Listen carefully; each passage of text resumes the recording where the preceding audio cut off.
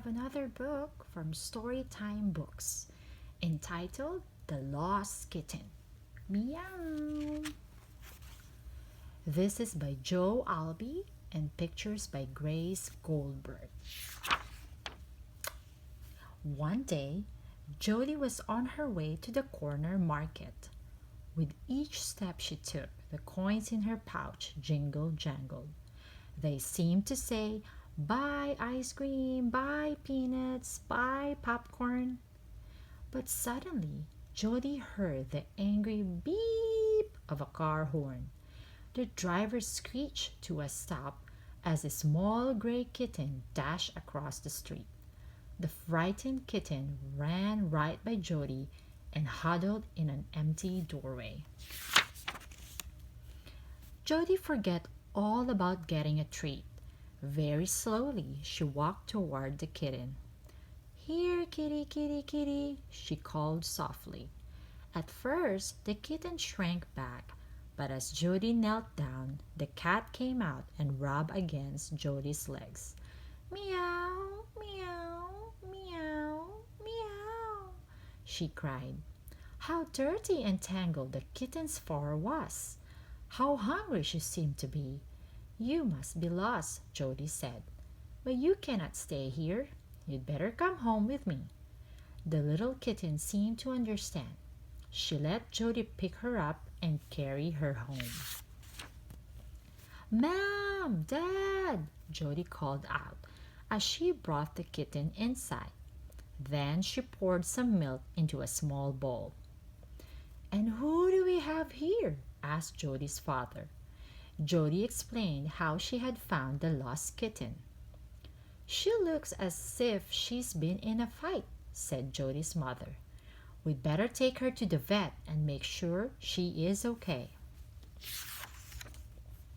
And so the next day, the kitten went to see Dr. Jensen. "She is very thin," Dr. Jensen said, "but she's healthy.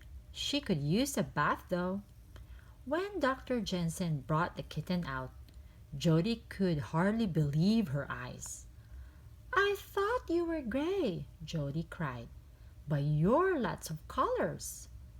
"That's right," said the vet. "She's a calico cat. Before you looked like an alley cat, but now you look like a princess." "Hey, that's a good name for you, Princess." Jody wanted to keep Princess more than anything. "I wish you were mine," she said again and again. But she knew she had to try and find the kitten's real owner. Sorry about the doodles. Jody and her mother made signs to put up all around the neighborhood. Secretly, Jody hoped no one would call. But that very afternoon, the phone rang. "I saw your sign," a woman said. "My cat is lost. The cat you found sounds just like mine." The woman said she'd be right over. Jody brushed Princess. "I'm sorry, that woman lost her cat, but I hope you're not hers." Princess purred as if she were agreeing. When the woman arrived, she went right over to Princess. Jody held her breath.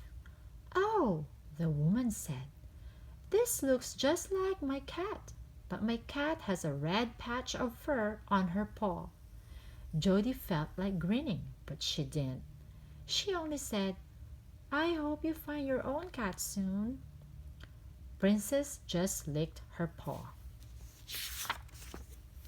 The next day, a man called. "I saw your sign," she said, or he said. "The cat you found sounds just like mine." Jody played with Princess until he came. "I hope you're not his," she whispered. Princess swished her tail as if to say, "Me too." When the man came in, Princess jumped up on the piano.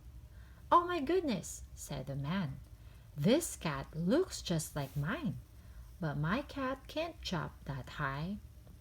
Jody felt like cheering, but she didn't.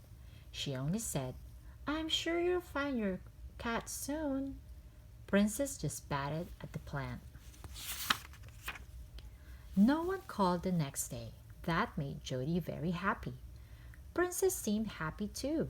She followed Jody all over the house. When Jody sat down, she sat down too. And she wouldn't eat unless Jody was right there beside her. I love you, Jody said. I hope I can have you and keep you forever. Princess meowed as if to say, I love you too. But the next morning there was another phone call. A boy had seen the sign. The cat you found sounds just like my cat, the boy said. Her name is Jasmine. When the boy came to see Princess, Jody crossed her fingers. The kitten went to her bowl for some milk. Oh, she looks like just my cat, the boy said. But my cat always walks around her bowl 3 times before she takes a drink. Johnny wanted to clap, but she didn't. She only said, I hope you find Jasmine soon. Princess rolled over onto her back. 1 week went by without any more phone calls about the lost kitten. Princess was always busy poking around here, there, and everywhere. Sometimes she would turn up in the most surprising places. 2 weeks passed. Princess seemed to feel right at home. She had her favorite spots for playing and washing up and eating and looking inside or outside. Where did she like to curl up for her afternoon nap? Why, in an empty backpack. By the end of 3 weeks, Princess was part of the family. Finally, the day came when Jody's mother said, no one calls about Princess anymore. Jody's father said, we've decided to keep Princess forever. Did you hear that, Princess? You're mine at last, said Jody, hugging her. Princess purred as if she understood. And Princess still lives with Jody to this very day. Meow. The end. Thank you. Have a good day to you all.